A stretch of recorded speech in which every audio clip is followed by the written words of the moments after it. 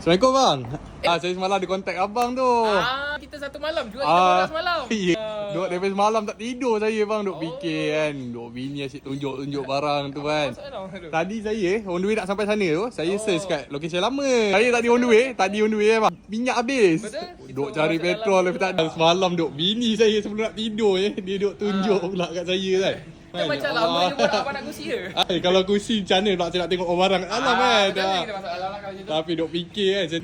Ni pintu ni dulu. Bapak saya ada buat pintu kalau rasa nak tukar-tukar. Banyak juga abang punya ni water filter. Macam-macam. Kita tengok yang tu? Yang semalam tu lah. Yang semalam tu saya tengok macam angau-angau dah bayang lah. Semalam dah clearkan meja semua nak letak kat situ lah. Fikir kan. Saya dah duk fikir call member macam ada kabinet lebih tak nak letak barang lagi. Lama bang tak sempat. Semalam pukul 4 juga saya. Mana ya bang barang salam? Ada ni bang.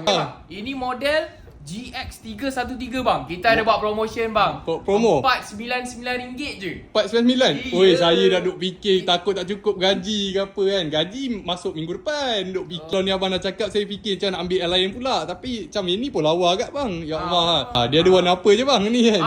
Warna kita ada pink. Sebab saya duk fikir-fikir kan. Saya punya dinding rumah tu dah lah warna putih. Dah macam kertas pula saya kan. Bukan masalah saya tu. Tapi cat apa yang abang rasa sesuai dengan rumah saya? Abang fikir sendiri dah. Tapi itulah kita tengok. Sini kita ada macam-macam. Macam-macam. Ini semua ni ada voucher RM30. RM30. Abang beli ini pun ada voucher RM30. Ini pun ada voucher RM30. Semua ada voucher RM30. Oh, so kalau kira beli banyak dapat voucher banyak lah ni.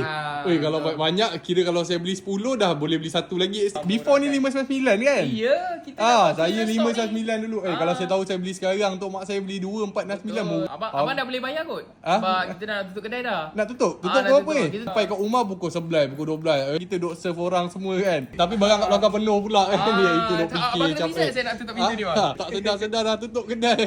Itulah. Itulah bang. Tapi sikit bang saya nak balik dah ni bang. Abang punya rumah kat mana? Okey bang saya gerak dulu tu okey. Okey. Loan berapa tahun motor?